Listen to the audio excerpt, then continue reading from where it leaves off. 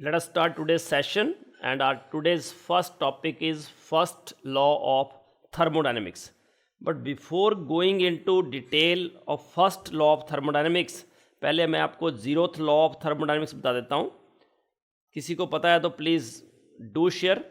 Yes बेटा, zeroth law of thermodynamics. What is zeroth law of thermodynamics? तो zeroth law of thermodynamics जो है वो क्या बोलता है कि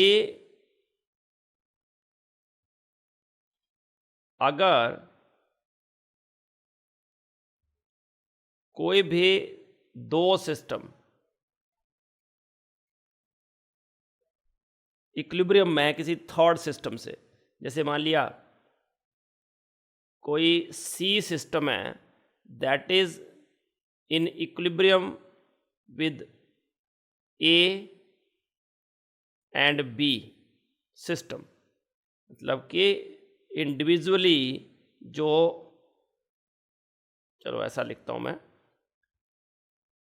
ए और बी जो है ना, A is in equilibrium with C और बी जो है that is also in equilibrium with C. तो अगर ये थर्मल इक्विलिब्रियम की बात हो रही है ना, तो इसका मतलब A and B are also in thermal equilibrium with each other. Means कि दो सिस्टम जो हैं, let us say A and B, two systems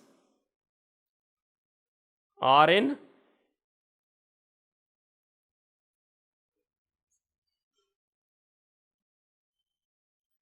thermal equilibrium with third system separately, मतलब कि अलग अलग. देन ये जो ए एंड बी है they are also in thermal equilibrium with each other.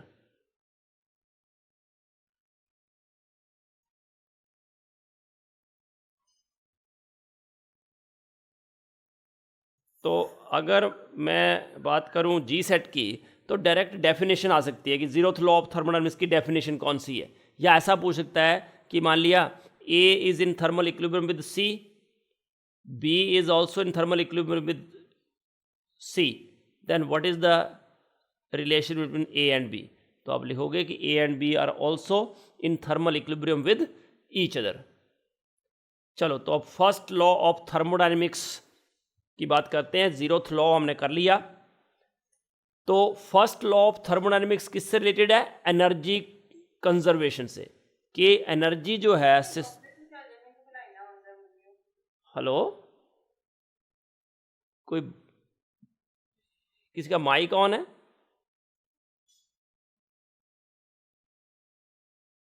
Okay. तो फर्स्ट लॉ ऑफ थर्मोडायनेमिक्स को और क्या बोलते हैं हम? Law of conservation of energy. इसके अकॉर्डिंग क्या है कि energy can neither be created nor destroyed, but it can be converted from one form to another.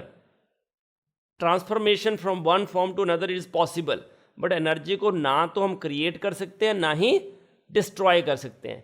कि इसका मतलब है कि टोटल जो है energy of the universe that is constant, उसको हम चेंज नहीं कर सकते, बट एक फॉर्म को दूसरे फॉर्म में कन्वर्ट कर सकते हैं. तो मान लिया इसका मतलब ये हुआ कि अगर कुछ क्वांटिटी किसी भी फॉर्म में एनर्जी जो है वो डिसअपियर होती है, तो उसका equivalent amount of energy appear होगी किसी और फॉर्म में. ठीक है ना? मतलब कि जब भी कोई भी क्वांटिटी ऑफ एनर्जी हम वन काइंड की डिसअपियर होती है, तो इक्विवेलेंट अमाउंट ऑफ एनर्जी जो है appears in some other kind. तो ये इट इज़ एप्लीकेबल टू, ये जो थर्मोडायनेमिक्स लॉ थे ना, ये क्वांटम की तरह नहीं थे कि हम देख नहीं सकते थे. ये ऑब्जर्व किए गए. यही प्रिंसिपल और लॉज में डिफरेंस है, पोस्टुलेट्स में और लॉ में. कि लॉ कब बनता है? जब वो वाइड चीज़ों के लिए एप्लीकेबल होता है, मतलब सामने दिख रहा है जो चीज़ वही हो रहा है, तो उसी को हम लॉ बोल देते हैं, है ना, कि इट इज़ फंडामेंटल लॉ. तो इसलिए थर्मोडायनेमिक्स के लॉज हैं, है ना. बट अगर आप क्वांटम में जाओगे तो पोस्टुलेट्स मिलेंगे आपको.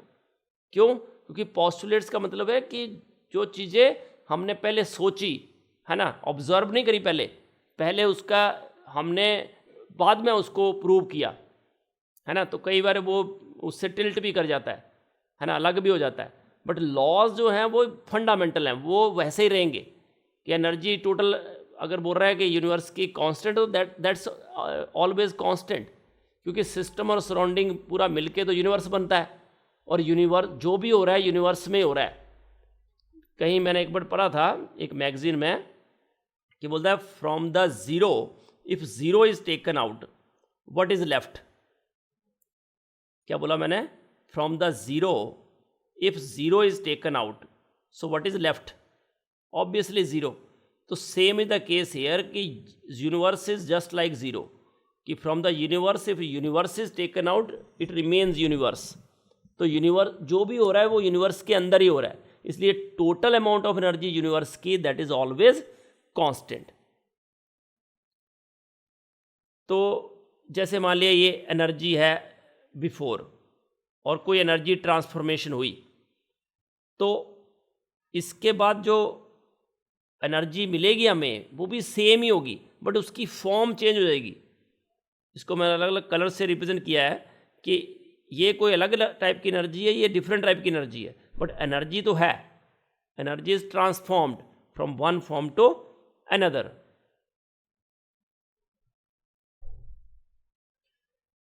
और कोई भी बोलता है कि अगर मशीन है ना, कोई भी हम मशीन बनाएं और हम सोचें कि वो बिना एनर्जी कंज्यूम किए वर्क कर ले, तो it is not possible.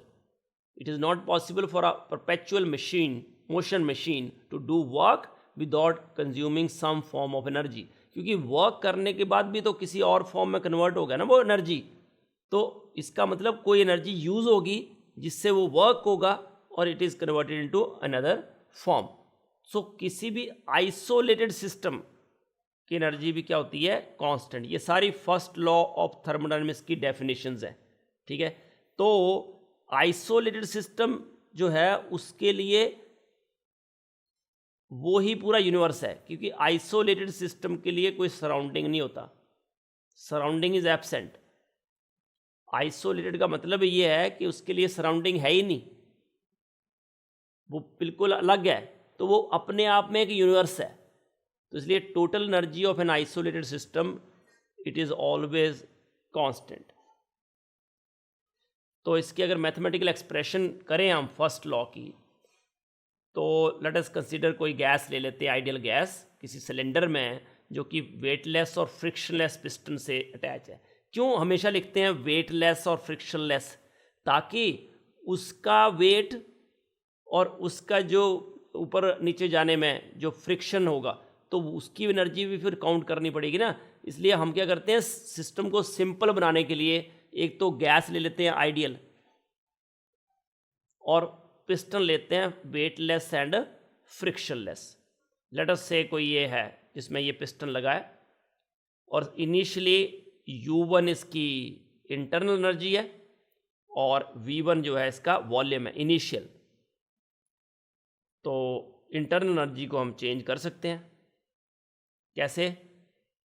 Heat करने से, या फिर उस पर कोई वर्क करने पे।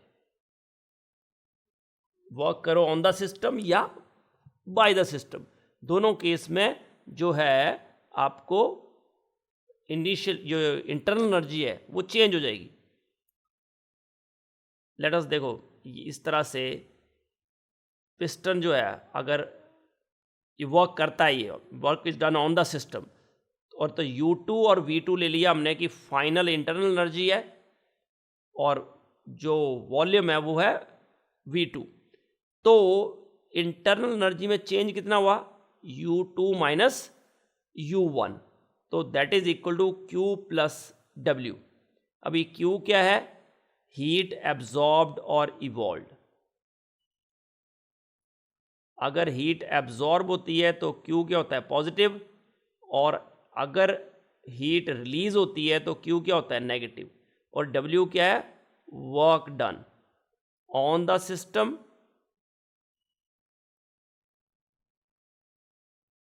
और बाय द सिस्टम। अगर ऑन द सिस्टम होता है तो पॉजिटिव होता है और बाय द सिस्टम होता है तो negative, that is sine convention. और अगर बिल्कुल स्मॉल चेंज हो रहा हो तो क्या लिख देते हैं, D U equal to D Q plus D W. तो ये आपके पास आ जाता है वो मैथमेटिकल डेरिवेशन इसकी। तो delta U equal to Q plus W, sign convention मैंने बता ही दिया आपको कि डेल्टा यू जो है अगर मान लिया पॉजिटिव है, इसका मतलब क्योंकि डेल्टा यू अपने पढ़ा अभी कि u2 माइनस u1 है, तो u2 माइनस u2 मतलब ग्रेटर देन u1 हुआ, तो इस केस में एनर्जी क्या होगी, एब्जॉर्ब, क्योंकि पॉजिटिव है। और अगर नेगेटिव होगा तो इसका मतलब u2 is less then u1, इसका मतलब एनर्जी इज रिलीज्ड। Q की बात करें तो Q भी पॉजिटिव हो तो एनर्जी एब्जॉर्ब, नेगेटिव हो तो एनर्जी रिलीज। वर्क डन की बात की जाए तो कंप्रेशन होगा अगर, तो इसका मतलब work is done on the system, तो इट इज पॉजिटिव। और अगर एक्सपेंशन होगा मतलब work is done by the system, तो इसका क्या होगा, नेगेटिव। अब लिमिटेशन क्या है इस लॉ की, एक तो इसने क्या बोला कि एनर्जी कंजर्व होती है, और एनर्जी जो है एक फॉर्म से दूसरी फॉर्म में कन्वर्ट हो जाती है। बट न्यूक्लियर केमिस्ट्री की बात करें तो उसमें क्या होता है कि मास एनर्जी में कन्वर्ट हो जाता है। तो इसने एक्सप्लेन नहीं किया वो मास एनर्जी रिलेशनशिप के बारे में, ये इसने एक्सप्लेन नहीं किया कि why mass can be converted to energy. ये था ना E equal to M C square delta M C square, कि मास को हम एनर्जी में कन्वर्ट कर सकते हैं। तो ये इसके बारे में ही is silent. Then direction of flow energy का, जो एनर्जी का फ्लो है किस डायरेक्शन में होगा उसके बारे में कोई बात नहीं करी इसने। और कि फिजिबिलिटी को जो भी प्रोसेस है वो स्पॉन्टेनियस है कि नॉन स्पॉन्टेनियस है। क्या होता है स्पॉन्टेनियस, मतलब the process which takes place by its own. Spontaneous process क्या होता है, ऐसा process which takes place by its own without the help of external agency, सिर्फ उसको इनिशिएशन चाहिए, तो that is called spontaneous process. तो limitation, you know, it does not explain mass energy relationship, it does not tell about the direction of flow of energy, it does not tell about the spontaneity of the process। तो limitation जो है first law की कौन सी हुई, all of these, क्योंकि ये सारे हमने अभी पढ़े limitations. Mathematical expression of first law of thermodynamics.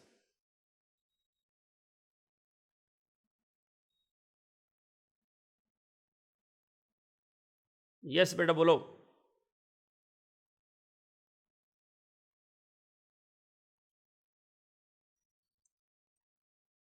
First law of thermodynamics की मैथमेटिकल डेरिवेशन कौन सी है,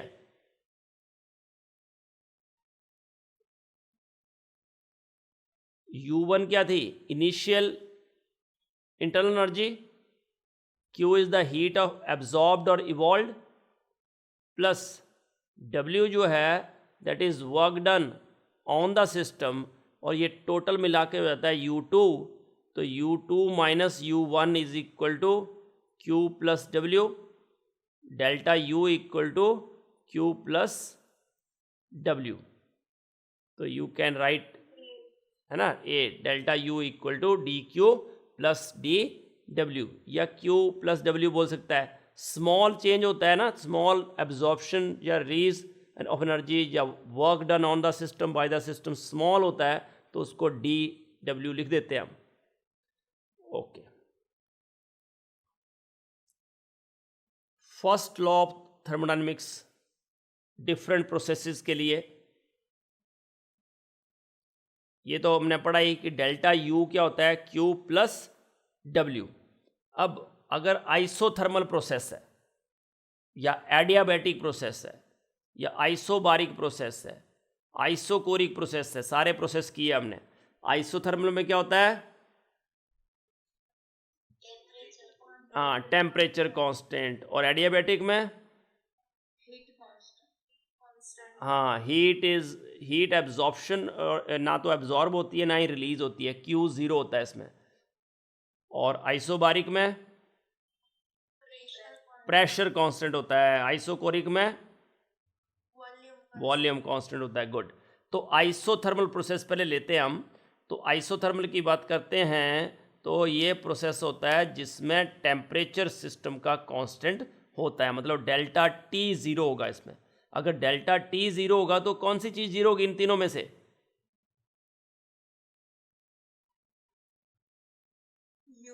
very good, delta U, not you.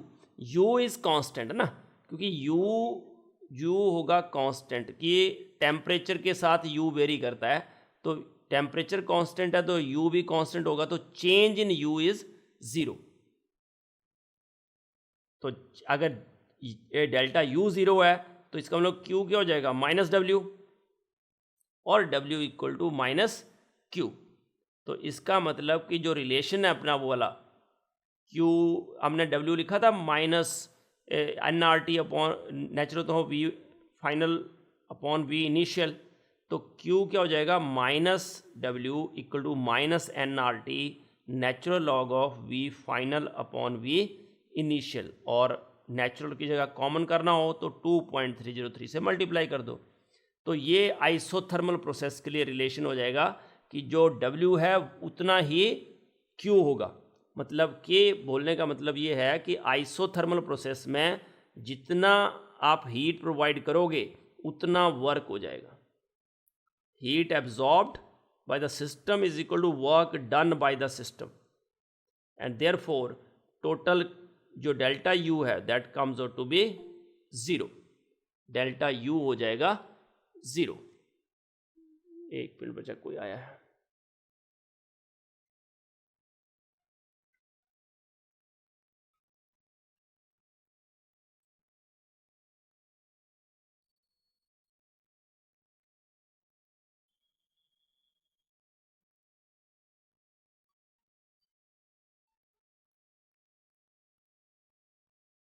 Okay,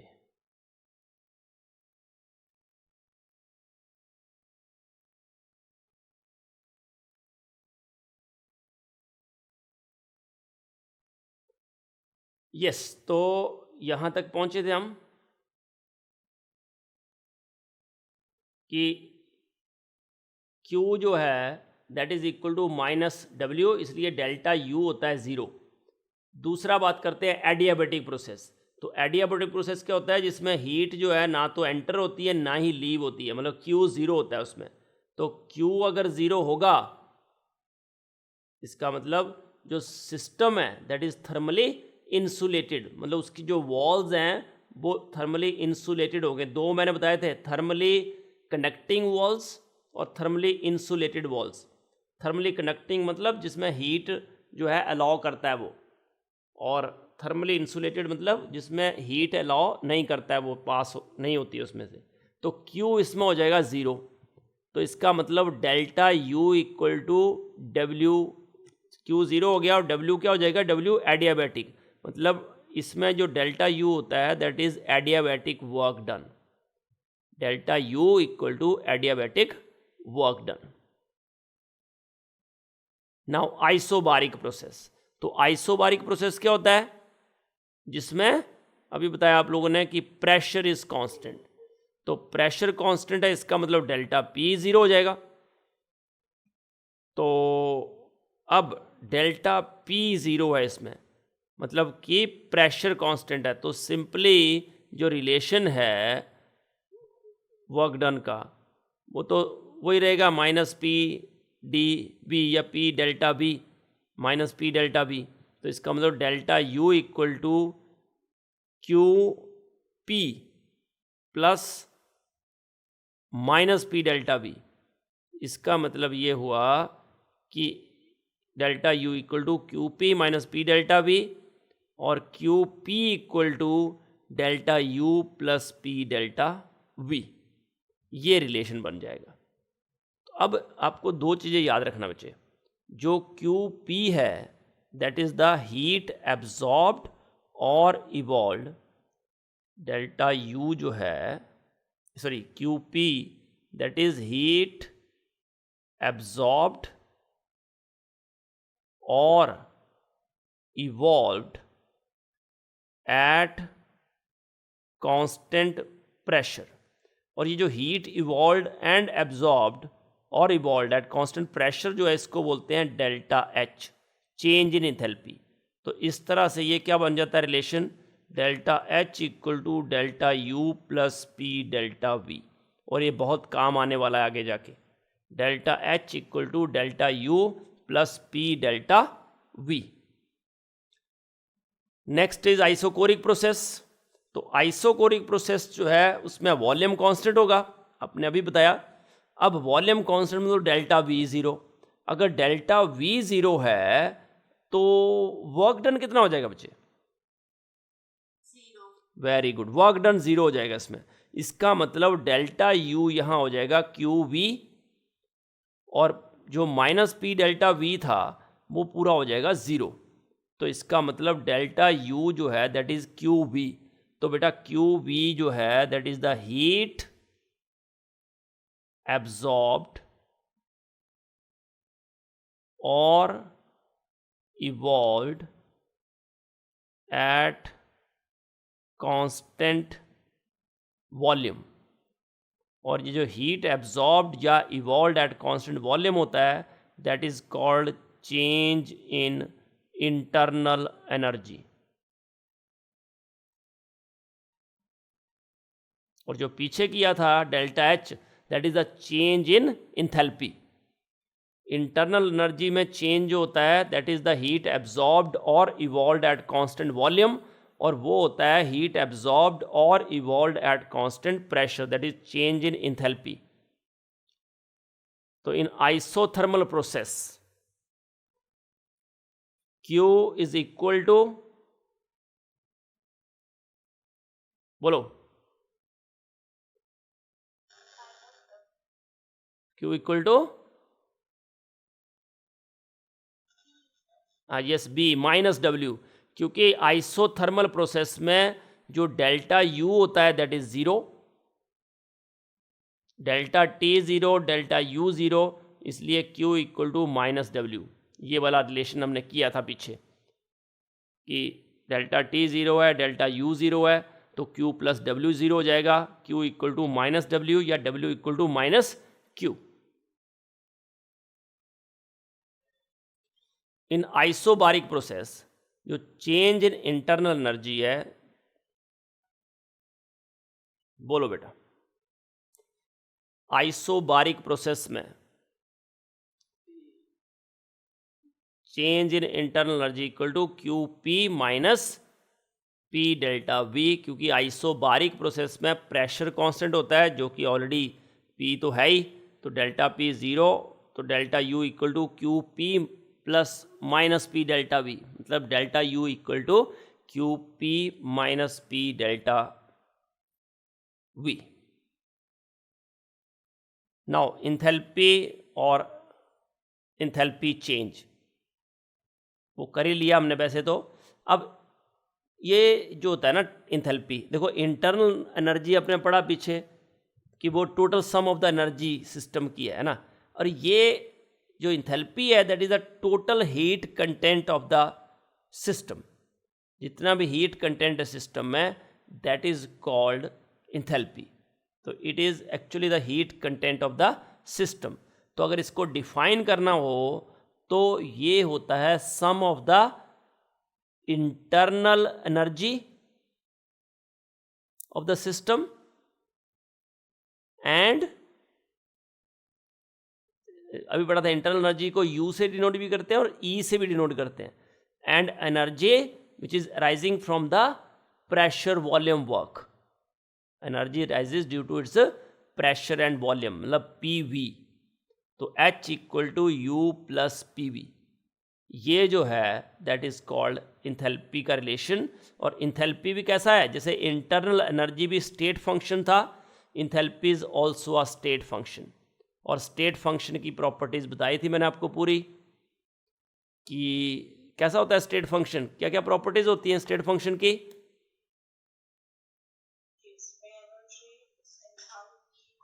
एक तो वो किस पे डिपेंड करता है, इनिशियल और final state of the system, है ना।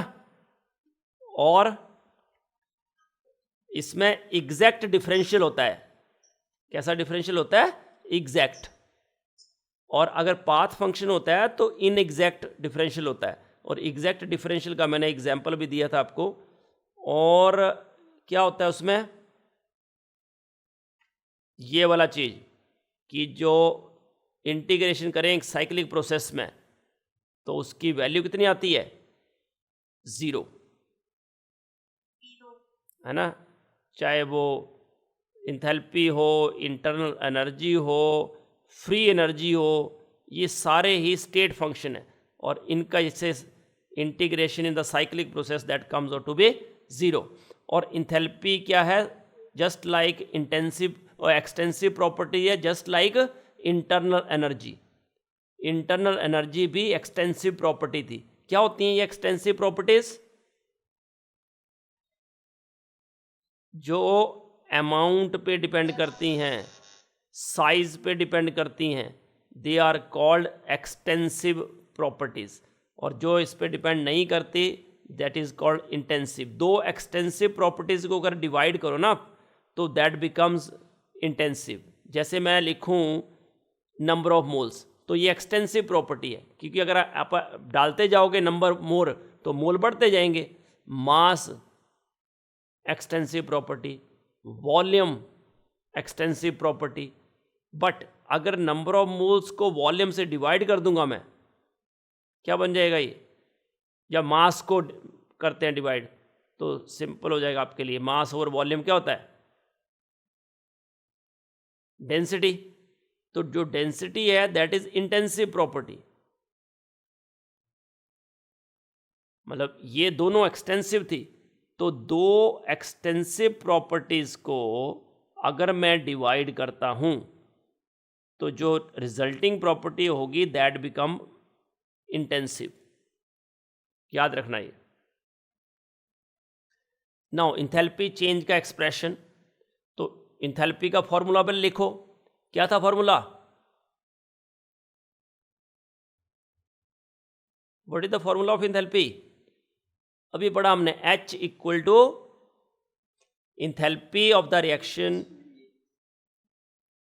सम of the internal energy and energy due to its pressure and volume. ये था ना H equal to U plus P we. और it is a state function that you know, मतलब states पे depend करता है ये। तो हम इनिशियल स्टेट और फाइनल स्टेट ले लेते हैं कि लेट अस से कि इनिशियली जो इंथैल्पी है वो H1 है, इंटरनल एनर्जी U1 है, प्रेशर जो है P1 और प्रेशर P1 है, वॉल्यूम V1 है। तो ये हो जाएगा रिलेशन। अब फाइनली लेते हैं हम फाइनल स्टेट में कि जो इंथैल्पी है H2 है, इंटरनल एनर्जी U2 है, प्रेशर P2 है और वॉल्यूम V2 है। तो ये हो जाएगा रिलेशन। तो चेंज इन इंथैल्पी क्या हो जाएगा, it is given by delta H equal to H2 minus H1। अब H2 क्या है, U2 plus P2 V2 minus U1 plus P1 V1। तो इस तरह से U2 plus P2 V2 minus से मल्टीप्लाई कर दिया पूरे को, U1 माइनस P1 V1 हो जाएगा, U2 minus U1 P2 V2 minus P1 V1। तो इस तरह से U2 माइनस U1 जो है that comes out to be delta U। और ये जो है P2 V2 और ये क्या हो जाएगा डेल्टा PV। तो इस तरह से delta H becomes equal to delta U plus delta PV। अब सपोज कर लो कि रिएक्शन जो है वो कांस्टेंट प्रेशर पे हो रहा है। अगर कांस्टेंट प्रेशर पे हो रहा है तो इसका मतलब जो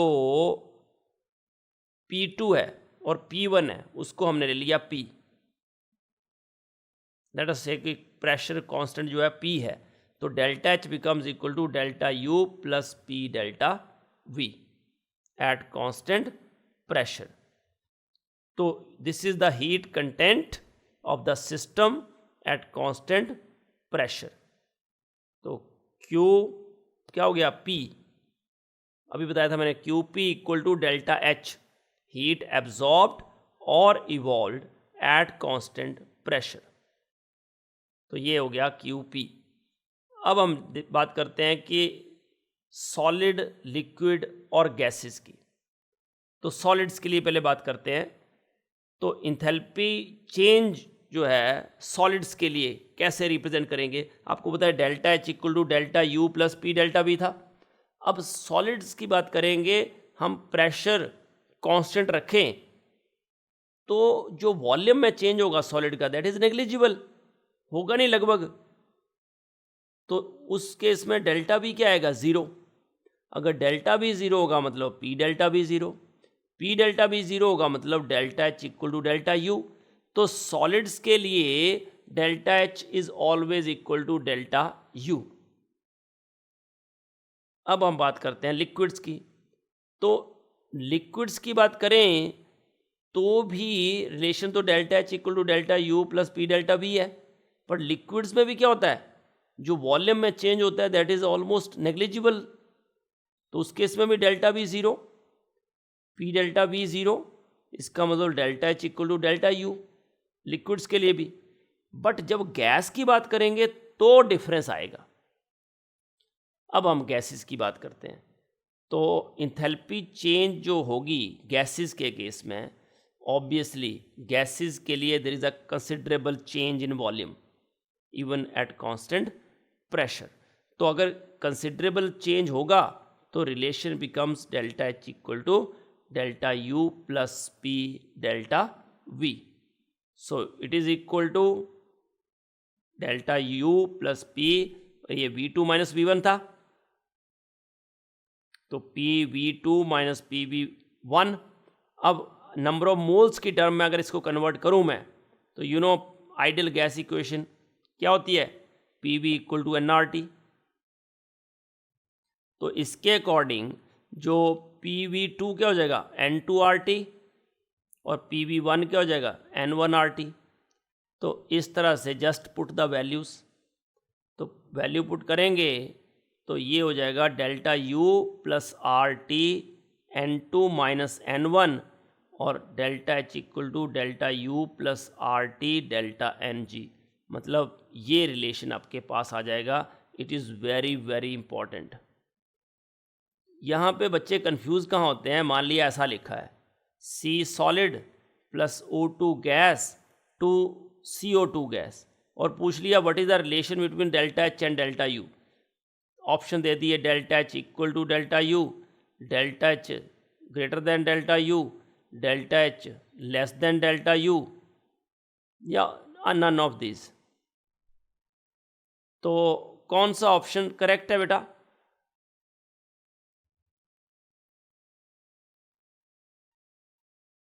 विच ऑप्शन इज करेक्ट? अब हाँ, ये ए भी मुझे सुनने थे जो आपने सुना दिए, thank you so much. Actually क्या होता है कि आपको इसमें कुछ नहीं करना है, आपको देखना है डेल्टा एन जी। इस रिलेशन में आपको क्या देखना था, डेल्टा एन जी। अब डेल्टा एन जी में भी बच्चे कन्फ्यूज हो जाते हैं, वो सारे मोल देख लेते हैं कि इसका एक प्रोडक्ट साइड एक, क्योंकि डेल्टा एन जी जब लिखते हैं ना हम लिखते हैं number of moles of the product minus reactant. तो अब वो नंबर ऑफ मोल्स, ये कौन से नंबर ऑफ मोल्स हैं, गैस के, अभी पढ़ा हमने PV इक्वल टू nRT, और N क्या है, number of moles of the gas. Liquid solid उसमें नहीं आएंगे, तो इस सॉलिड को तो आपको हटा देना है, लिक्विड हो तो भी हटा देना है, सिर्फ गैस के मोल काउंट करने हैं। प्रोडक्ट में एक मोल है, रिएक्टेंट में भी एक मोल है, तो ज़ीरो, मतलब डेल्टा एन जी ज़ीरो। इसका मतलब कि जो डेल्टा H है that should be equal to delta U। तो ए ऑप्शन इज करेक्ट। चलो एक और देते हैं आपको क्वेश्चन कि आपके पास है, चलो पहले मैं केस लिख देता हूँ। केस 1 कि if delta N G equal to 0, अगर डेल्टा एन जी है 0 तो डेल्टा एच होगा इक्वल टू डेल्टा यू। अगर डेल्टा एन जी जो है दैट इज ग्रेटर देन 0 तो delta H is greater than delta U. और third case, if delta N G is less than 0 then delta H is less than delta U. That's it. तो इस तरह से N2 gas plus 3H2 gas to give 2NH3 gas. तो बताओ what is the relation between delta H and delta U in this case? हाँ, और अगर मान लिया रिलेशन ही पूछ ले तो आप लिख दोगे कि इस केस में डेल्टा एन जी जो है दैट इज़ 2 - 4, क्योंकि सारे गैशियस है, ये भी 2 मोल और ये टोटल 4 मोल, तो -2 मतलब delta H equal to delta U -2 RT। और we can say delta H जो है that is less than delta U because delta N G जो है दैट इज़ लेस देन 0। बस इतनी सी बातें करनी है आपको। चलो आगे बढ़ते हैं। Enthalpy change during a reaction does not depend upon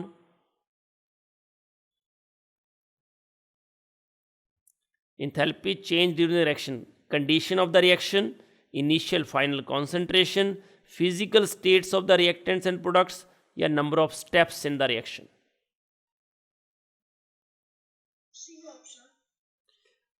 बेटा इट इज डी, क्योंकि देखो बेटा ए से मुझे जाना है लेट अस से डी।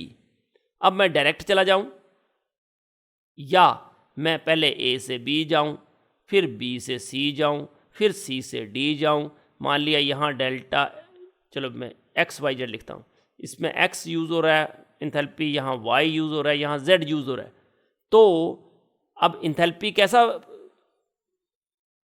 ये पाथ फंक्शन है इंथैल्पी या स्टेट फंक्शन?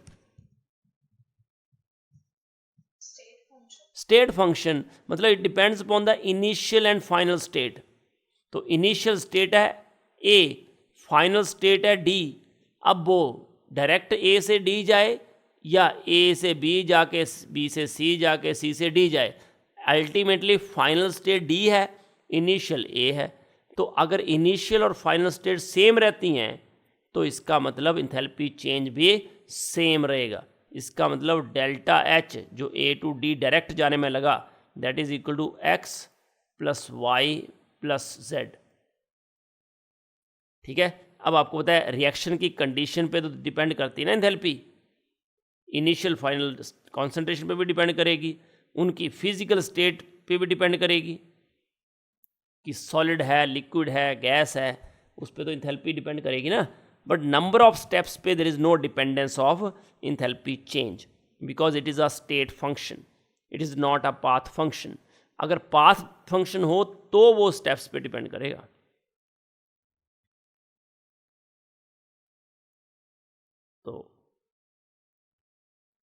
तो it is a state function, that's why it does not depend upon the number of steps. For gases, enthalpy change is given by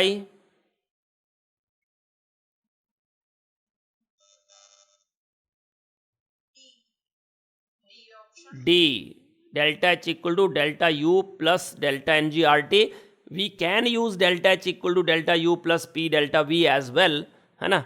but क्योंकि हमने अभी इसलिए ये दोनों ही यूज़ कर सकते हैं ना, यानी आंसर एक ही दिया है delta H equal to delta U plus P delta V, है ना। But we can use both delta H equal to delta U plus P delta V as well as delta H equal to delta U plus delta N J R T.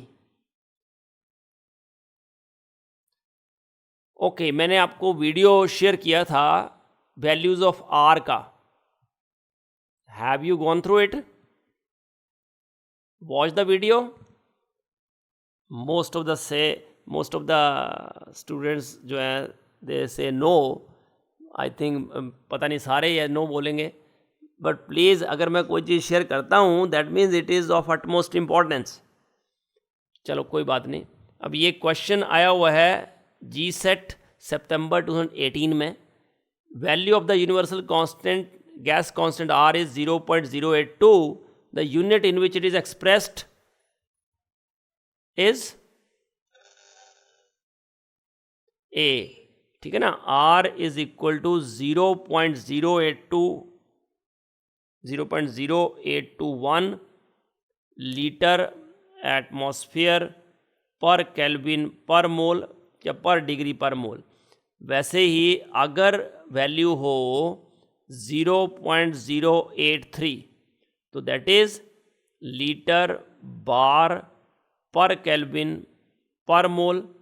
अगर R की value हो 1.987 तो that is calorie पर kelvin per मोल.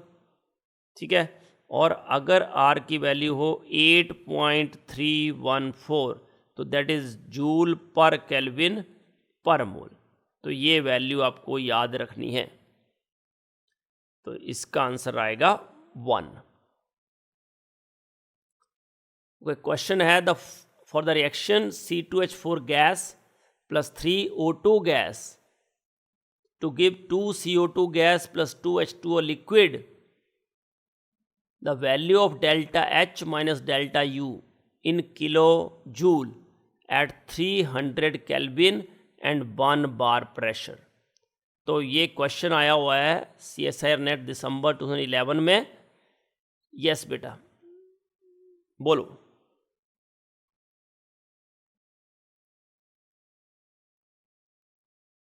क्या answer आ जाएगा?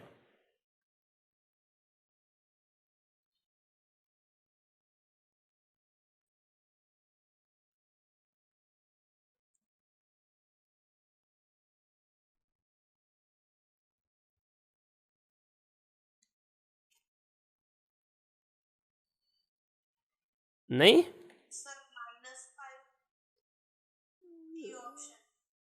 ए. Okay चलो करते हैं इसको कि we will start with delta H equal to delta U plus delta NG/RT क्योंकि गैशियस सिस्टम है. तो यहाँ से डेल्टा NG क्या आ जाएगा 2 - 4 राइट. ये 2 है, ये तो लिक्विड है, तो ये 1 और ये 3 तो ये आ जाएगा -2. ओके. उसके बाद हम आगे बढ़ते हैं तो इसका मतलब delta H minus delta U becomes equal to -2RT. अब तो -2 इंटू ऑब्वियसली एक ही ऑप्शन माइनस की है तो यही होनी चाहिए. R की वैल्यू 8.314 जूल पर केल्विन पर मोल होता है. तो किलो जूल में करने के लिए हमने क्या कर दिया 10⁻³ से मल्टीप्लाई कर दिया इंटू 300. तो इस तरह से वैल्यू आ जाएगी -4.98 किलो जूल. का मतलब ये हुआ कि delta H minus delta U should be -5. Okay. तो let us discuss the properties of the system. अब प्रॉपर्टीज ऑफ द सिस्टम क्या होती है? एक्सटेंसिव प्रॉपर्टी और इसको एक्सट्रिंसिक प्रॉपर्टी बोलते हैं. तो let us consider a beaker. ये बीकर ले लिया हमने कोई, हमने इसमें वाटर ऐड कर दिया. लेट अस से कि अप टू 3 लीटर. अब और वाटर ऐड कर दिया, फिर और वाटर ऐड कर दिया. तो जो बीकर का मास है does it remain same?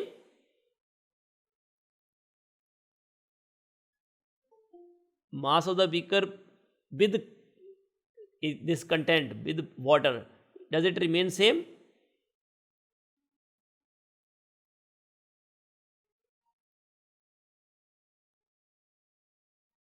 Hello,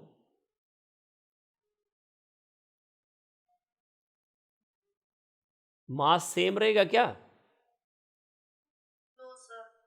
it changes. तो अगर वो चेंज हो जाएगा, इसका मतलब ये हुआ कि it is an extensive property. तो certain properties of the system जिसका मैग्नीट्यूड डिपेंड करता है quantity of the matter present, और मतलब एडिटिव इन नेचर होती हैं, तो उनको हम बोलते हैं एक्सटेंसिव प्रॉपर्टीज। जैसे मास है, वॉल्यूम है, सरफेस एरिया है, इंटरनल एनर्जी है, फ्री एनर्जी है, इंथैल्पी है, एंट्रोपी है, हीट कैपेसिटी है, they are all extensive properties. ये सारी ही एक्सटेंसिव प्रॉपर्टीज हैं। सेकेंड है इंटेंसिव प्रॉपर्टीज, को हम इंट्रिंसिक प्रॉपर्टीज भी बोलते हैं। लेट अस से कि हमने टेम्परेचर चेक करना है वाटर का,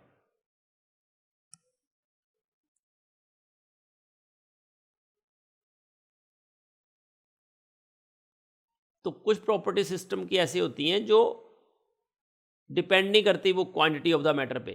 अब मान लिया एक बकेट में से ग्लास वाटर का बाहर निकाल लो और टेम्परेचर दोनों का चेक करो, तो temperature remain same. That means it doesn't depend upon the quantity. But अगर वॉल्यूम देखेंगे तो वॉल्यूम चेंज हो जाएगा। तो वॉल्यूम क्या हुआ? एक्सटेंसिव प्रॉपर्टी, बट जो टेम्परेचर है that is an intensive property. तो ऐसी प्रॉपर्टीज जिसका मैग्नीट्यूड क्वांटिटी पे डिपेंड नहीं करता, दे आर इंटेंसिव प्रॉपर्टीज। तो बहुत सारी हैं, temperature, pressure, density, viscosity, refractive index, molar heat capacity, concentration. हाँ, ये वाला ई नॉट सेल, ये इलेक्ट्रोकेमिस्ट्री में भी बताया था मैंने आपको। ई नॉट सेल जो है वो इंटेंसिव प्रॉपर्टी होती है, इसलिए उसको एक्सटेंसिव करने के लिए हम ये वाला रिलेशन यूज़ करते थे। ओके, पीएच हो गया, मेल्टिंग एंड बॉइलिंग पॉइंट हो गया, वेपर प्रेशर हो गया, सरफेस टेंशन हो गया। और अभी बताया था मैंने आपको एक्सटेंसिव प्रॉपर्टीज की रेशियो ले लें तो दैट बिकम्स इंटेंसिव। जैसे मास एंड वॉल्यूम का मैंने दिया था एग्जांपल आपको, तो डेंसिटी जो है that is an intensive property. तो surface area is an example of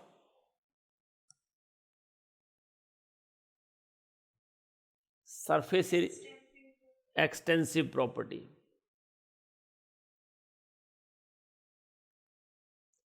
Which of the following is intensive? It is temperature, density, melting point, all are intensive properties. Okay, ये क्वेश्चन देखो, ये आया हुआ है जी सेट में अगस्त 2017 में कि which of the following is a state function and also an extensive property. बोलो।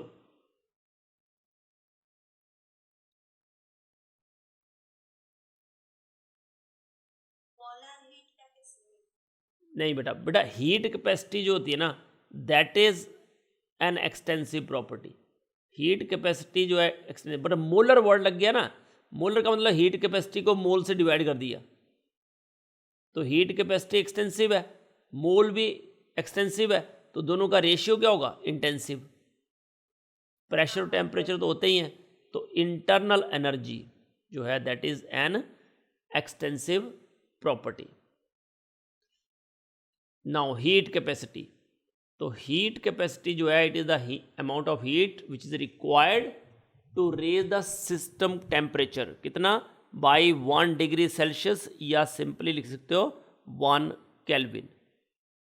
1 डिग्री सेल्सियस या 1 केल्विन राइज करना है किसी भी सिस्टम का टेम्परेचर, तो कितनी हीट चाहिए? That is called heat capacity of the substance. और जो इंक्रीज इन टेम्परेचर है that is directly proportional to heat transferred. तो Q जो है that is proportional to delta T, और Q लिख देते हैं हम C डेल्टा T। C जो है दैट इज हीट कैपेसिटी। तो इस तरह से C is equal to Q upon delta T। और जो C है वो डिपेंड करता है किस पे?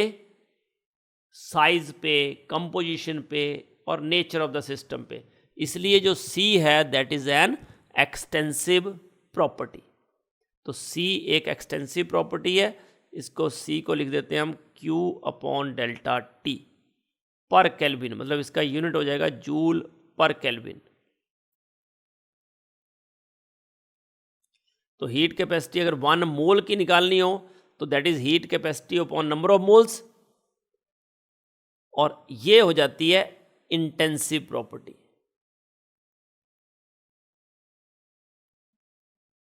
तो heat required to raise the temperature of a sample, तो अब अगर मैं फाइंड आउट करूं Q, तो that becomes equal to C into M into delta T।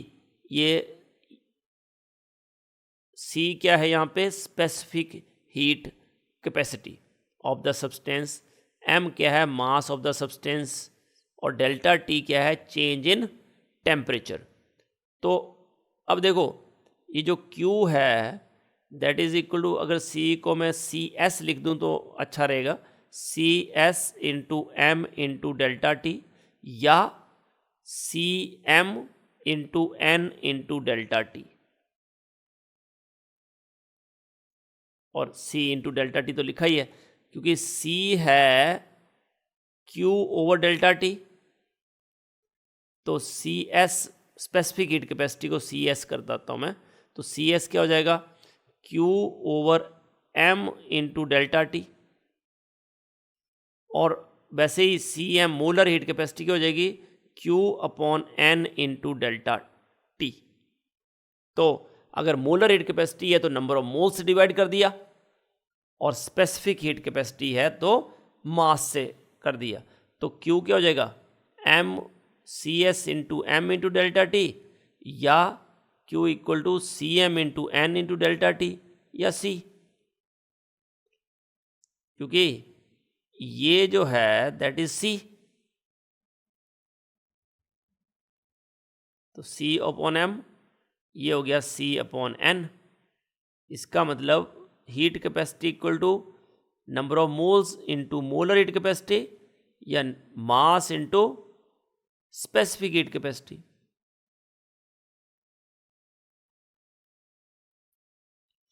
तो mathematical expression for of heat capacity,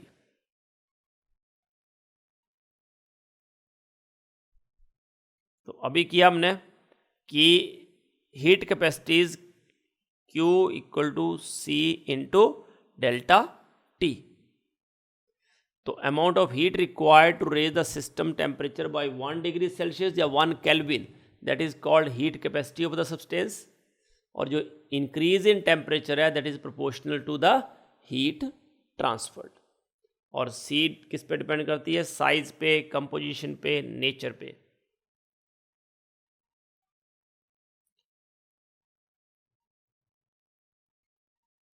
तो इसलिए अभी बताया मैंने आपको कि जो Q equal to C into delta T होता है उसमें C डिपेंड करता है साइज पे, कंपोजिशन पे, नेचर ऑफ द सिस्टम पे। तो it is all of this. Okay, ये भी क्वेश्चन आया हुआ है GSET अक्टूबर 2014 में। Identify the intensive quantities from the following. तो मान लिया आपको राइट आंसर पता नहीं है तो रॉन्ग आंसर जो हैं उनको एलिमिनेट करते जाओ। पहले बताओ इंथैल्पी कैसी प्रॉपर्टी है, एक्सटेंसिव या इंटेंसिव?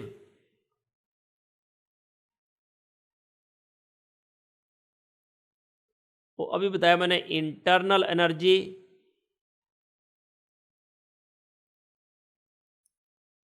इंथैल्पी, फ्री एनर्जी, ये सारी कैसी प्रॉपर्टी हैं? एक्सटेंसिव बेटा, एक्सटेंसिव, क्योंकि ये ऐड होती जाती है ना, ये ऐड हो सकती हैं, तो दैट जो भी ऐड हो सकती हैं that is extensive properties. Volume extensive property, heat capacity extensive property, but refractive index जो है that is an intensive property.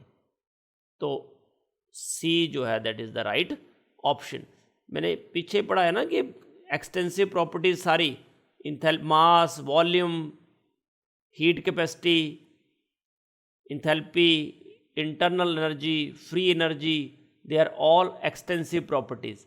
मान लिया उसमें रिफ्रैक्टिव इंडेक्स नहीं होगा तो ऑब्वियसली 3 अगर ऑप्शन आपको पता है कि वो एक्सटेंसिव है, तो जो नहीं पता है वो इंटेंसिव होगी, तो एलिमिनेशन रूल भी यूज़ कर सकते हो आप। What is the relation between Cp and Cv for an ideal gas and Poisson ratio? तो कांस्टेंट वॉल्यूम पे अगर हीट कैपेसिटी हम निकालें तो दैट इज कॉल्ड Cv। तो QV इक्वल टू, अभी पढ़ा था Q equal to C delta T, तो QV क्या हो जाएगा CV डेल्टा T, और वो क्या होता है डेल्टा U। बताया था हीट एब्जॉर्ब्ड और evolve at constant volume is called delta U। वैसे ही कांस्टेंट प्रेशर पे बात करें तो हीट कैपेसिटी इज Cp और QP क्या हो जाएगा Cp into delta T, and that is equal to delta H। तो डिफरेंस जो है बिटवीन Cp एंड Cv उसको हम डिराइव करें अगर आइडियल गैस इक्वेशन के लिए, तो 1 मोल गैस के लिए delta H equal to delta U plus delta PV, delta H equal to delta U plus delta RT, तो delta H equal to delta U plus R delta T। अब delta H और delta U की value put कर दो। क्या था delta H? मैंने बताया था Cp equal to heat capacity at constant pressure. जैसे हीट कैपेसिटी लिखा आपने Q upon delta T, right. तो Cp क्या हो जाएगा QP अपॉन डेल्टा T, तो Cv क्या होगा QV अपॉन डेल्टा T।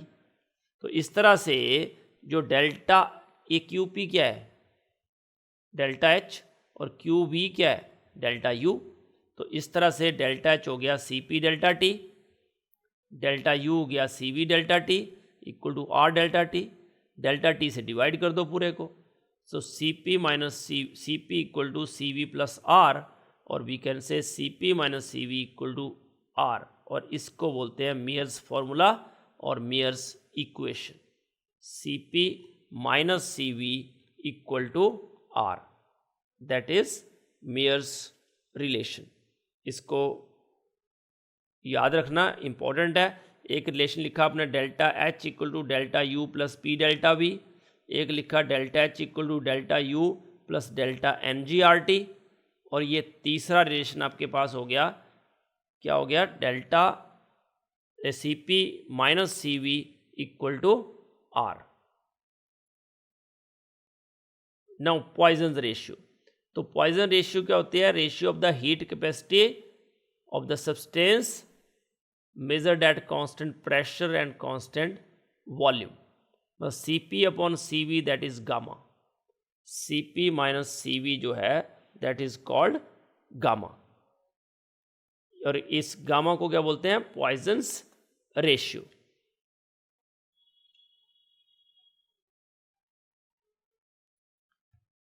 अब मोनो एटॉमिक गैस के लिए जो गामा होता है दैट इज 5/3, और एग्जाम्पल इसका क्या है? Like noble gases. वैसे डायटॉमिक गैसेस होंगे तो it is 7/5। Diatomic gases it is O2, N2, Cl2, F2। वैसे ही जो ट्राइएटॉमिक गैसेस है उनके लिए क्या होगा gamma? 8/6, and that is 1.33।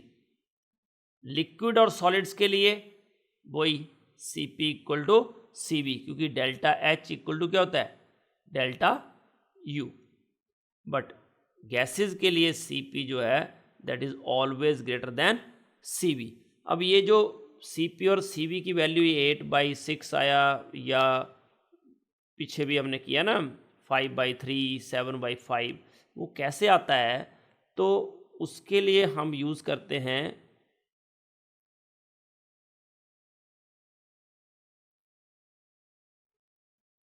Equipartition theorem. ये क्या बोलते हैं कि जो काइनेटिक एनर्जी है वो 3 पार्ट्स में डिवाइड होती है। कौन कौन से मोशन होते हैं? Translational kinetic energy, rotational kinetic energy और vibrational kinetic energy. Translational, rotational और तीसरा क्या होता है? वाइब्रेशनल।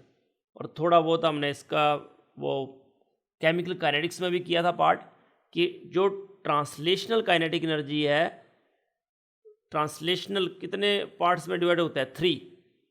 ट्रांसलेशनल जो मोशन है, मतलब डिग्री ऑफ फ्रीडम की बात हो रही है, तो ट्रांसलेशनल कितने होते हैं? 3।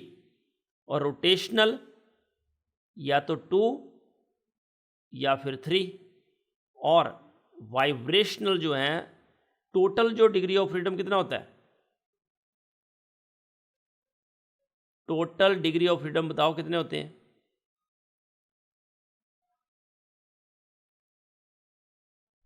That is equal to 3n। याद रखना कि n है कितने एटम्स हैं टोटल उस मॉलिक्यूल में, और उसको क्योंकि 3 कोऑर्डिनेट्स होते हैं ना, x y z, हर एक एटम के 3 कोऑर्डिनेट्स होंगे, तो टोटल जो डिग्री ऑफ फ्रीडम होंगे दैट इज 3n, जिसमें से ट्रांसलेशनल हो गए 3, that is always there. Rotational जो है, अगर मॉलिक्यूल है लीनियर, तो एक एक्सिस पे तो खुद वो लीनियरली बैठा होगा, तो बाकी एक्सिस पे रोटेट करेगा, तो 2। और नॉन लीनियर अगर हो मॉलिक्यूल तो होगा 3। और वाइब्रेशनल जो है उसके अकॉर्डिंग ये हो जाएगा 3n-5 फॉर लीनियर और 3n-6 फॉर नॉन लीनियर। तो इस तरह से जो इंटरनल एनर्जी जो है for each translational degree of freedom कितनी होती है? ट्रांसलेशनल के लिए जो इंटरनल एनर्जी होती है दैट इज हाफ kT। के भी लिख दो, बोल्ट्जमैन कांस्टेंट होता है ये। और वैसे ही रोटेशनल के लिए भी हाफ kBt। बट जो वाइब्रेशनल है उसके लिए जो है वो होता है kBt, क्योंकि वाइब्रेशन जो होती है ना दोनों साइड होती है, ऐसे होती है वाइब्रेशन, इसलिए उसमें हाफ नहीं लगता है। ट्रांसलेशन होगी तो एक ऐसे जाएगा, वो रोटेशन भी होगी तो एक ही डायरेक्शन में जाएगा। बट जो ट्रांसलेशनल सॉरी वाइब्रेशनल होती है, वाइब्रेशन जो है मीन पोजीशन के ऊपर भी जाता है नीचे भी जाता है, इसलिए डबल काउंट होता है, इसलिए उसके लिए क्या होता है? kBt। तो पहले हम मोनोएटॉमिक गैस की बात करी। मोनोएटॉमिक जो गैस थी, अब तो मोनोएटॉमिक गैस मतलब कितने टोटल डिग्री ऑफ फ्रीडम हो गए? 3n होते हैं टोटल, तो 3 × 1 3 हुए, तो सारे क्या हुए? ट्रांसलेशनली हुए। और हर एक के लिए इंटरनल एनर्जी कितनी है? Half kBt। तो इसका मतलब ये हुआ कि U जो है दैट इज 3/2 kBt, ये आया। वैसे अगर मोलर की बात करें, molar heat capacity sorry molar internal energy, तो 3/2 क्या हो जाएगा? RT। क्योंकि मोलर के लिए क्या करना पड़ेगा? kB को एवोगाड्रोस नंबर से मल्टीप्लाई करना पड़ेगा, और kB को अगर एवोगाड्रोस नंबर से मल्टीप्लाई करें तो we get gas constant R। इसको हम C, उसी की तरह से अगर मुझे CV निकालना है तो CV क्या होगा? U upon T। CV क्या था? QV upon T। C = Q upon T, ये लिखा ना अभी हमने। तो इसका मतलब ये हुआ कि CVm हो गया UM अपॉन T, और UM क्या है? 3/2 RT, और T से डिवाइड कर दो, तो क्या आ जाएगा 3/2r। और वहीं पे अगर मैं Cp लिखूं तो Cp क्या होता है Cv प्लस r। तो इसका मतलब ये हुआ कि Cpm जो है that comes out to be 3/2r plus r। तो ये कितना हो जाएगा 5/2r। तो Cp/Cv करोगे अगर तो क्या आएगा 5/3 आएगा ना। एक बार फिर समझ लो अच्छे से कि ट्रांसलेशनल डिग्री ऑफ फ्रीडम के लिए जो इंटरनल एनर्जी होती है पर degree of freedom that is ½ kBt। Rotational के लिए भी ½ kBt, बट वाइब्रेशनल के लिए कितनी होती है kBt। क्यों होती है मैंने बता दिया आपको कि ऊपर और नीचे दोनों साइड काउंट होता है मीन पोजीशन के। इसलिए मोनो एटॉमिक गैस होगी तो टोटल डिग्री ऑफ फ्रीडम हो जाएगा 3, क्योंकि नंबर ऑफ एटम्स हैं 1, तो कितने हो जाएंगे 3 × 1 तो 3 आएंगे।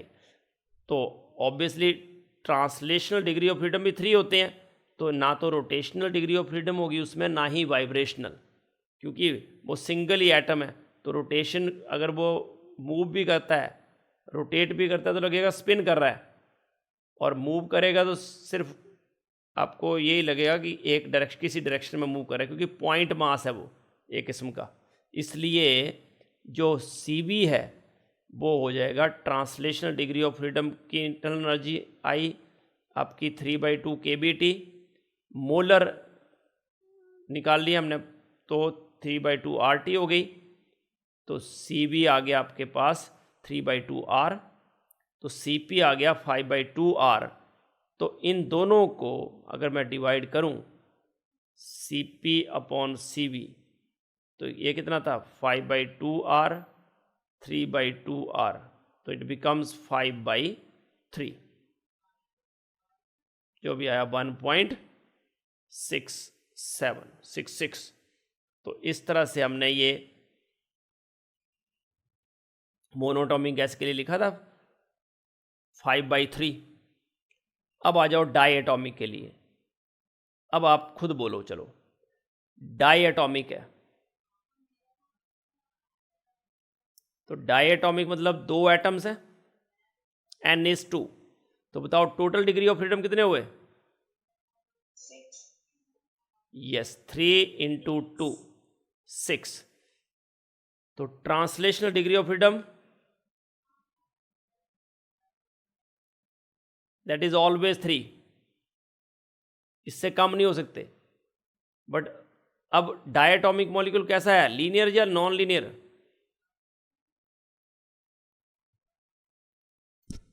वो डायटोमिक मॉलिक्यूल तो ऐसे लीनियर ही होगा ना हमेशा। तो उसमें रोटेशनल डिग्री ऑफ फ्रीडम कितनी होंगी? वो रोटेशनल कितने होंगे 2, और वाइब्रेशनल कितने रह जाएंगे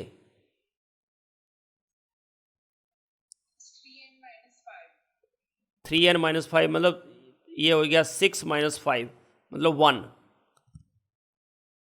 ठीक है ना, क्योंकि टोटल जो डिग्री ऑफ फ्रीडम 3n है, 3 × 2 6 है, तो 3n - 5 मतलब 6 - 5 तो 1। तो ये आया अपने पास। तो u कितना हो गया इसके लिए? ट्रांसलेशनल है 3, तो 3/2 ½ kBt। रोटेशनल है 2, तो 2 × ½ kBt प्लस वाइब्रेशनल है 1, तो 1 × kBt। तो कितना आ गया u? बोलो।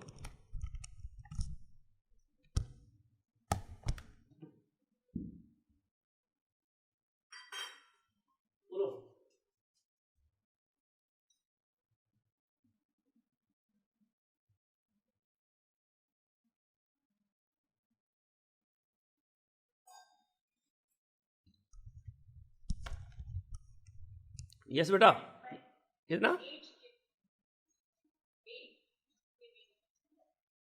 3/7 नहीं हुआ? 3/2 + 1 + 1 यही हुआ ना?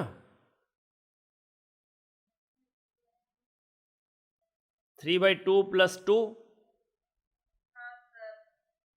तो इट बिकम 7/2 kBT।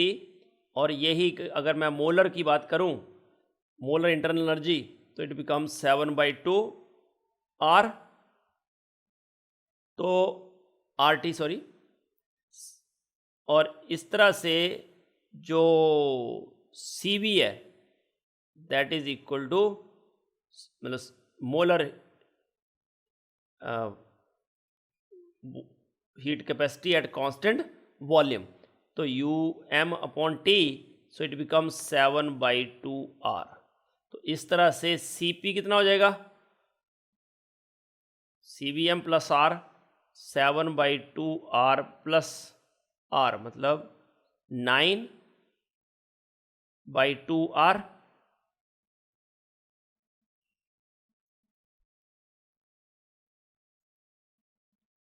ठीक है,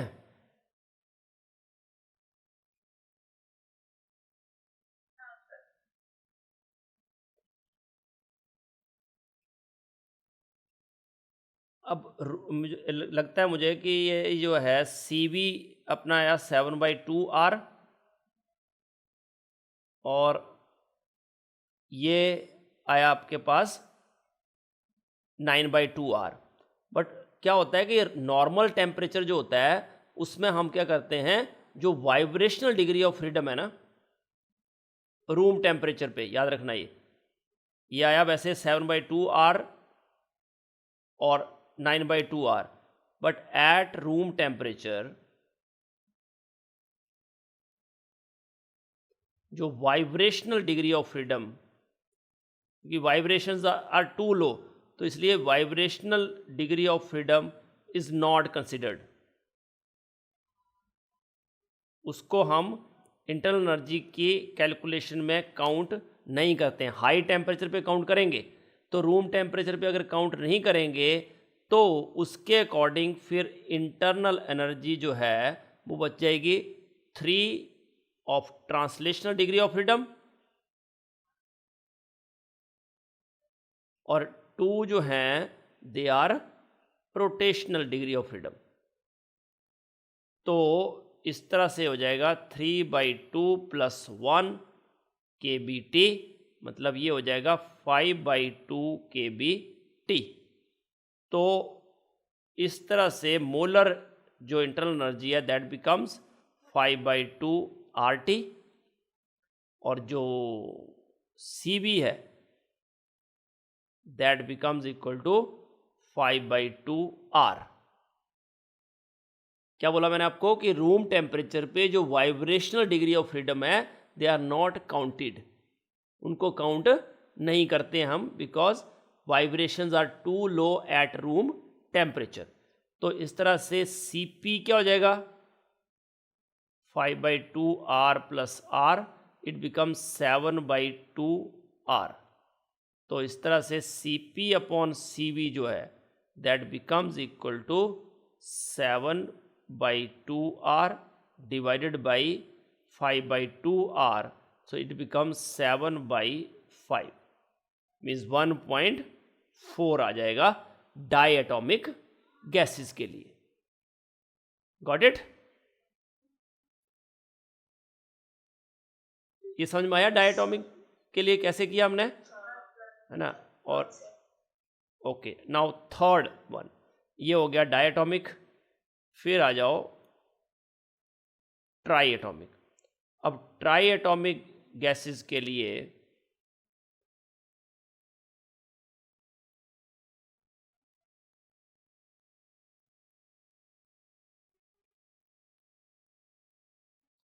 ट्राई एटॉमिक गैसेस है, आपको पता है कि आपके पास अब अलग अलग टाइप की गैसेस होंगी ना, लीनियर भी होगी, नॉन लीनियर भी होगी। ओके, तो अब अगर मैं इसमें टोटल डिग्री ऑफ फ्रीडम तो वही रहेंगे 3n, मतलब 9, टोटल 9। अब translational degree of freedom is always 3। अब rotational degree of freedom is either 2 for linear molecules and 3 for non linear molecules, और जो वाइब्रेशनल डिग्री ऑफ फ्रीडम होंगी दैट इज 3n-6 मीन्स इधर 9-5, सॉरी 3n-6 किसके लिए? Non linear के लिए, और 3n-5 फॉर लीनियर। तो वाइब्रेशनल डिग्री ऑफ फ्रीडम कितनी कितनी हो जाएंगी? It is either 3 for non linear और 4 फॉर लीनियर। ओके, अब अगेन रूम टेम्परेचर पे बात की जाए अगर,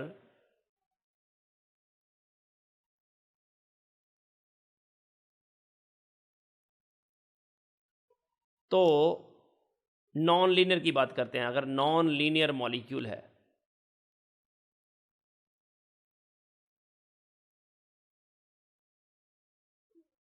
तो let us start with linear. अगर लीनियर मॉलिक्यूल है तो जो 3 ट्रांसलेशनल डिग्री फ्रीडम है, 2 रोटेशनल डिग्री ऑफ फ्रीडम है, तो कितने हो गए ये?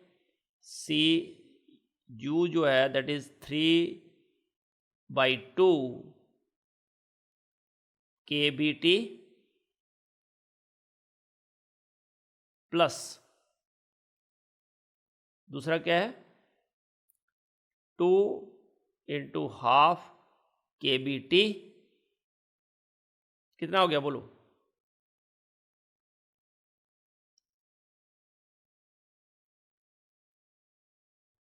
लीनियर के लिए तो डायटोमिक की तरह ही आएगा, है ना? वही मतलब डायटोमिक की तरह ही आएगा ना लीनियर के लिए।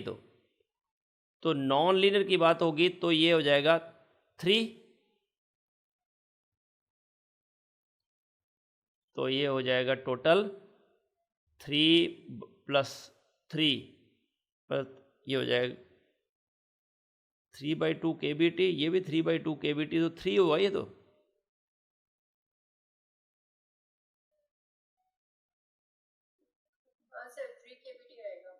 है ना, 3 kBT और UM हो गया 3RT। और वैसे ही अगर CB की बात की जाए तो ये हो जाएगा 3R, और CP कितना हो जाएगा? 4R। ये 3R और ये 4R। इसका मतलब जो गामा होगा that comes out to be CP/CB मतलब 4/3। तो 4/3 means 1.33, right?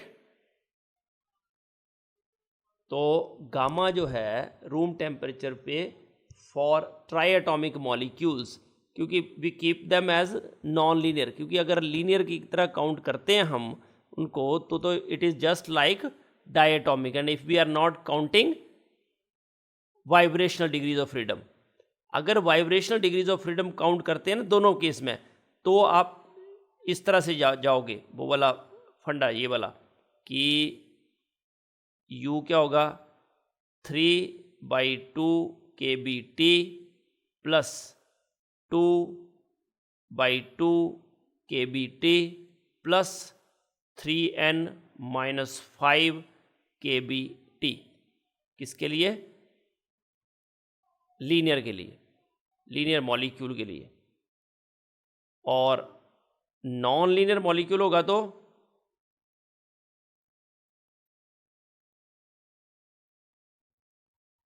U = 3/2 kBT plus 3/2 kBT plus 3n-6 kBT। ये दोनों याद रखने आपको, दे आर इम्पॉर्टेंट, एक लीनियर के लिए और दूसरा नॉन लीनियर के लिए। और ये जो 3n-5 है और 3n-6 है, ये कब काउंट करने हैं आपको? जब टेम्परेचर हाई हो। अगर लो टेम्परेचर होगा तो दे आर नॉट काउंटेड। क्यों नहीं काउंट करते हैं? क्योंकि रूम टेम्परेचर पे जो वाइब्रेशनल जो एनर्जी है दैट इज टू लो, और vibrations are too low to be considered.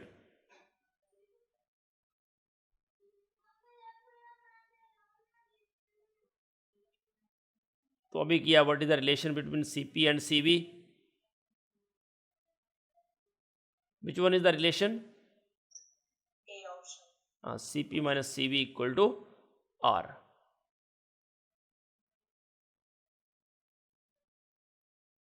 Poisson ratio for diatomic molecules. 1.4. 1.4. और मोनोएटॉमिक के लिए 1.67, ट्राई एटॉमिक के लिए 1.33, मतलब कि कम हो रही है मोनो, डाई और ट्राई।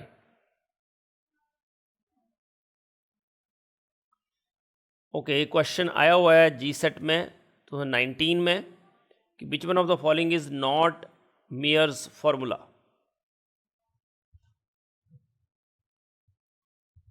C option. एक बार देख लो। D option. डी बेटा, क्योंकि देखो Cp minus Cv equal to R, okay, Cp minus Cv equal to N के, D. है ना? अभी बताया R क्या होता है? एवोगाड्रोस नंबर इनटू कांस्टेंट, और फिर N को वो इधर ले गया, पर यहाँ से निकल रहा है कि Cp minus Cv equal to minus R, which is not true. अब heat capacity is defined as, बोलो इनमें से कौन सा राइट है?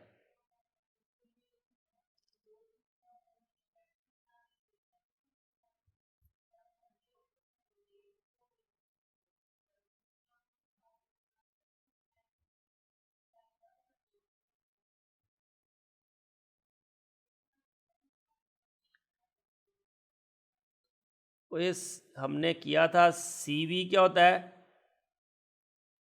Delta U by delta T किया था अभी, और D option. Cp क्या होता है?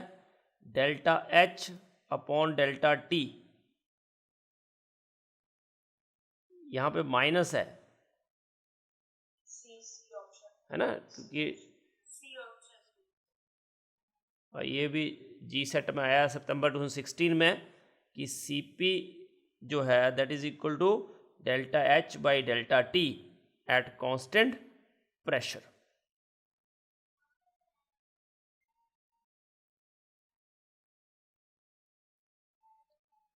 ओके, क्वेश्चन है if Cp is equal to, देखो वो Cp equal to delta H upon delta T P, ये क्वेश्चन आया हुआ था कब? 2016 में ना। और अब इसने लिख दिया कि Cp पहले से दिया हुआ है, तो बोलता है in terms of internal energy Cp क्या होगा? चलो बोलो।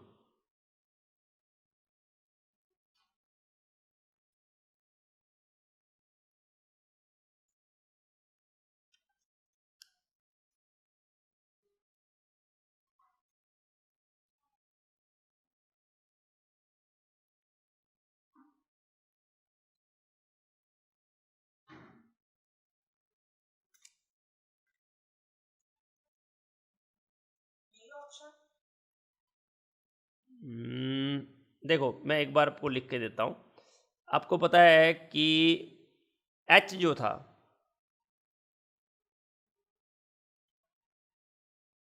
H क्या था?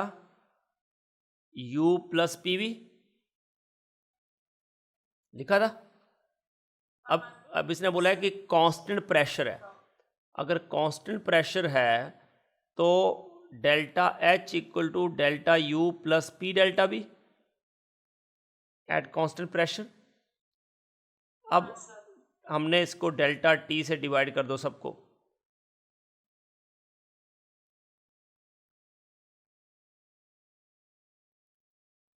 ये हो गया constant pressure, constant pressure, constant pressure.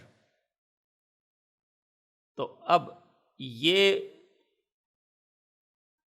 आ गया अपने पास, ये दिया हुआ है, तो ये क्या हो जाएगा डेल्टा यू, और यहाँ डेल्टा ई लिखा है तो मैं डेल्टा ई लिख देता हूँ, और ये हो गया। तो ये रिलेशन आ गया, बस इतनी सी बात है। इससे स्टार्ट किया आपने H equal to U plus P we, और एट कांस्टेंट प्रेशर तो delta H equal to delta U plus P delta V, pressure constant है, अदरवाइज मैं लिखता डेल्टा पी वी, बट उसने पहले दे दिया प्रेशर कांस्टेंट है, दिया ही हुआ उसमें लिखा है ना नीचे, मतलब सबस्क्रिप्ट में पी लिखा हो, इसका मतलब प्रेशर कांस्टेंट है।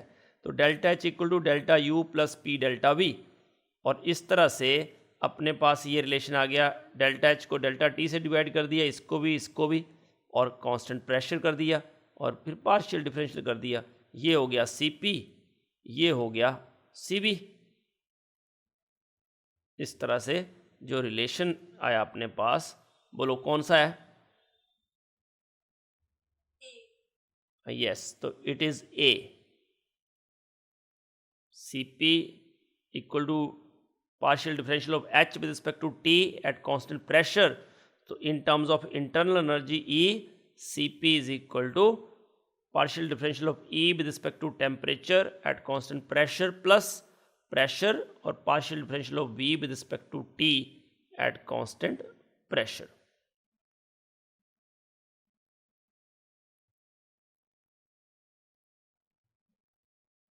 ओके, ये CSIR नेट 2013 का क्वेश्चन है। हीट कैपेसिटी, अब 1 मोल की हीट कैपेसिटी नहीं दी है, कितने दी है? 10 मोल की, of an ideal gas at a certain temperature is 300 joule पर केल्विन एट कांस्टेंट प्रेशर। तो heat capacity of the same gas at the same temperature and at constant volume would be, वो आपको find out करनी है। बोलो।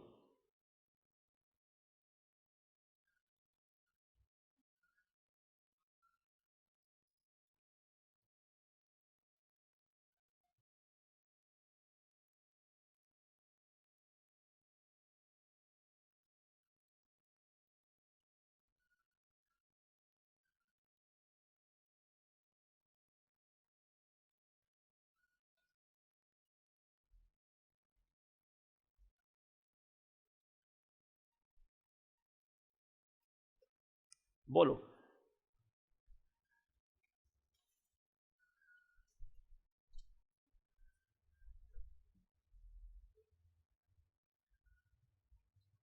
Molar heat capacity नहीं दी है आपको, हीट कैपेसिटी दी है 10 मोल्स की, ठीक है, नॉट मोलर हीट कैपेसिटी। और आपको मोलर हीट कैपेसिटी नहीं निकालनी है, सिंपल हीट कैपेसिटी ही फाइंड आउट करनी है।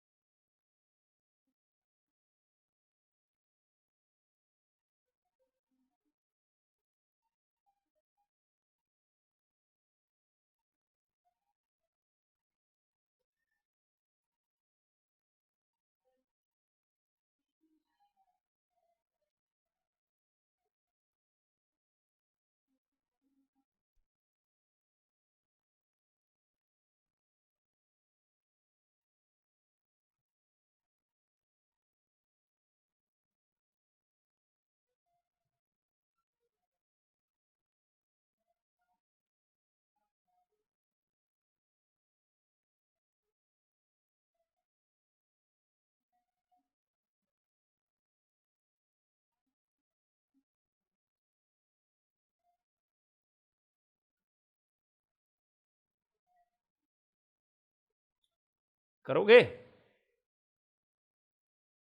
देखो स्टार्ट कैसे करना है, आपको पता है, आपने रिलेशन पढ़ा Cp minus Cv equal to R, क्या रिलेशन ये?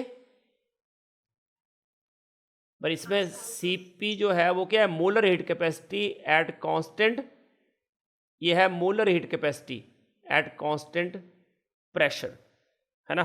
अब मोलर हीट कैपेसिटी जो होती है, अगर उसको आपको टोटल हीट कैपेसिटी निकालनी है, उसको हम क्या लिखते हैं? हीट कैपेसिटी अपॉन एन, ऐसे करते हैं। Total heat capacity divide by N,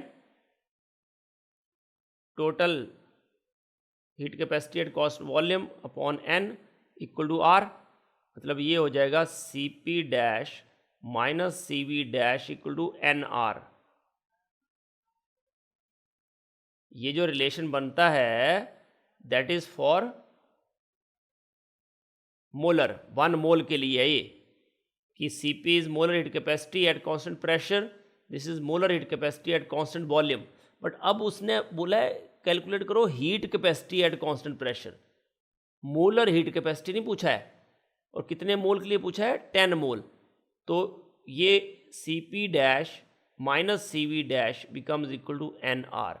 तो सी पी डैश जो है वो आपको दी हुई है पहले से, आपको सी वी डैश निकालना है, तो that becomes equal to C P dash minus N are.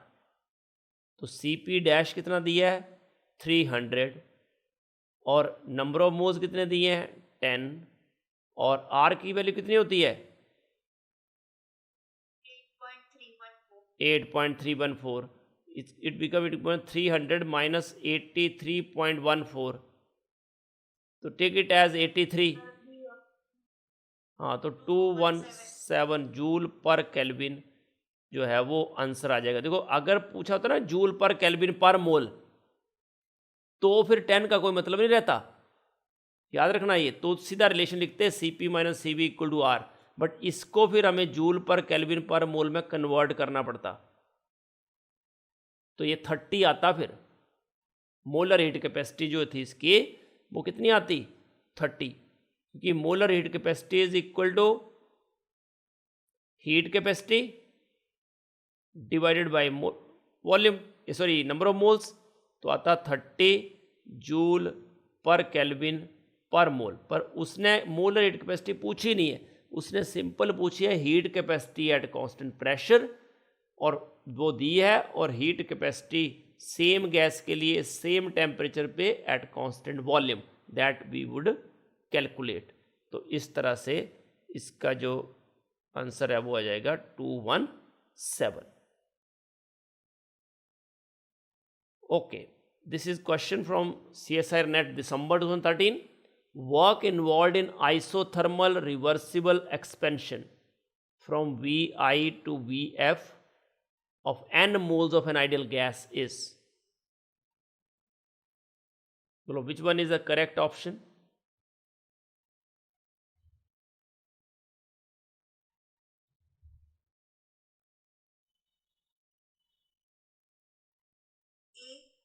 Very good, it is a. Reason being ये हमने करा था शायद, करा है ना डिराइव, कि minus N R T natural log of V final upon V initial, या V2 upon V1।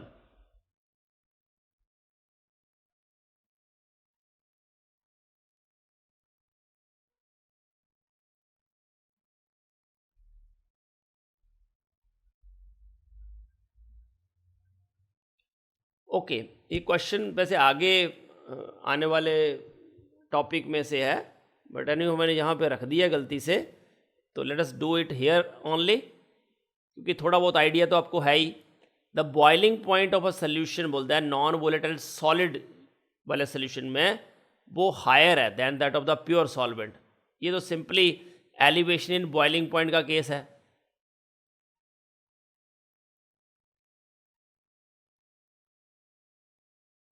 Qualitative property पढ़ी है ना, कि बॉइलिंग पॉइंट एलिवेट कर जाता है जब नॉन वोलेटाइल सॉलिड जो है ऐड करते हैं हम किसी प्योर सॉल्वेंट में। तो बोलता है इट ऑलवेज इंडिकेट्स कि जो इंथैल्पी है सोल्यूशन की that is higher than that of the pure solvent, या entropy of the solution is higher than that of the, ये वर्ड याद रखना, always is higher than pure solvent, gives free energy of the solution is higher than that of the pure solvent, internal energy of the solution is higher than that of the pure solvent. बोलो बेटा, which one is always correct?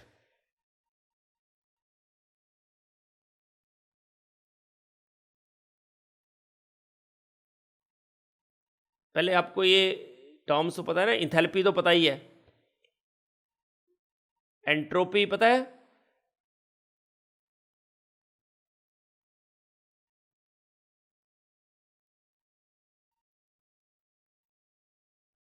बच्चे entropy word का meaning पता है?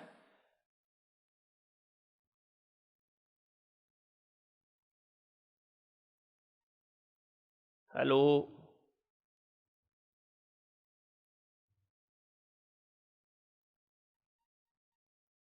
तो बेटा entropy जो है ना, that is actually randomness.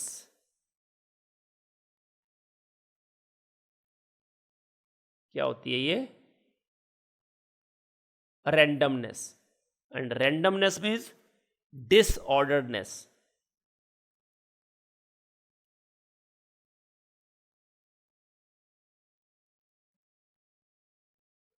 Randomness, entropy is randomness और डिसऑर्डर्डनेस. तो आपको पता है कि ए प्योर सॉल्वेंट में जब भी हम कोई सल्यूट डालेंगे तो उसकी जो इरेगुलरिटी है, रैंडमनेस है, वो बढ़ेगी कि कम होगी? इंक्रीज होगी. हमेशा इंक्रीज होगी. इसलिए इसका जो राइट ऑप्शन आएगा that is the this one, की एंट्रोपी जो है सोल्यूशन की, that is always higher than that of the pure solvent. किसी भी सॉल्वेंट में आप कोई भी एंटर करवाओ कोई भी चीज़, तो उससे उसकी रैंडमनेस जो है वो बढ़ी जाएगी हमेशा.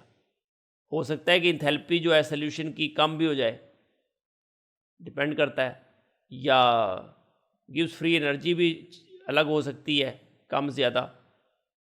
इंटरनल एनर्जी भी कम ज़्यादा हो सकती है कि हीट एब्जॉर्ब्ड या इवॉल्व्ड, उससे फर्क पड़ेगा.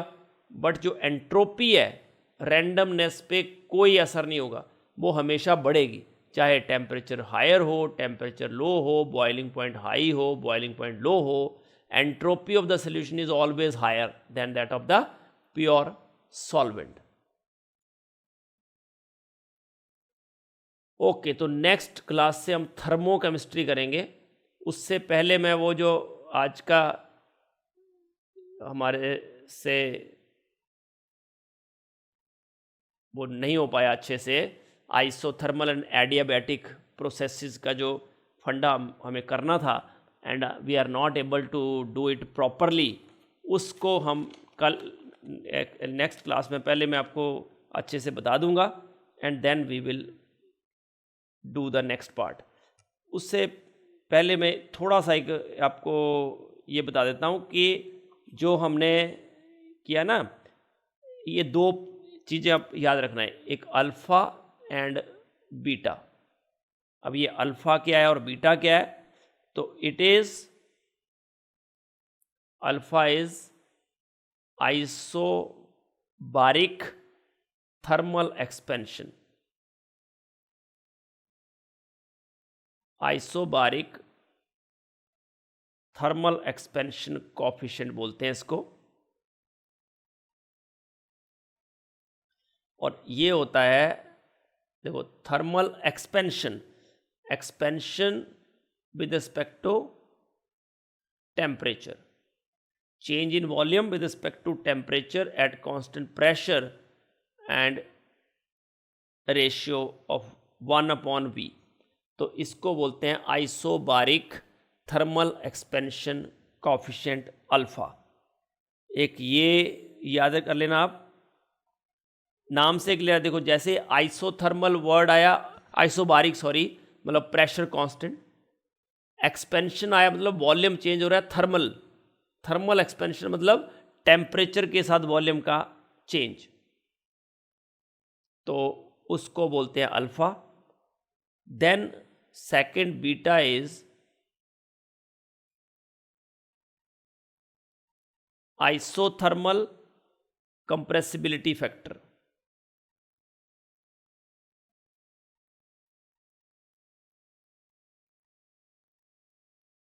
तो ये आइसोथर्मल कंप्रेसिबिलिटी फैक्टर मतलब क्या चीज कांस्टेंट है?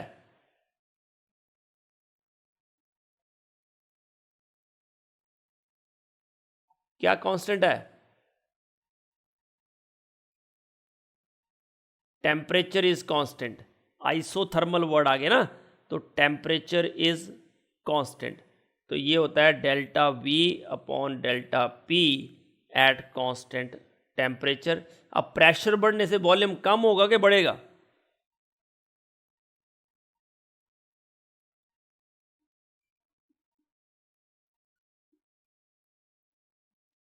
कोई कांस्टेंट टेम्परेचर पे प्रेशर बढ़ाएं अगर हम, तो वॉल्यूम क्या होगा? कम होगा। इसलिए नेगेटिव साइन लगाते हैं इसके आगे, याद रखना। आइसोथर्मल कंप्रेसिबिलिटी फैक्टर में क्योंकि टेम्परेचर बढ़ने से तो वॉल्यूम बढ़ता ही है, इसलिए ये प्लस ही होता है आइसोबारिक थर्मल एक्सपेंशन। बट जो कंप्रेसिबिलिटी फैक्टर है isothermal, that is with negative sign, -1 upon V delta V upon del P at constant temperature. Okay, तो ये दोनों चीज़ें आप लोग लिख लेना है। इस पे भी हम करेंगे कुछ आगे।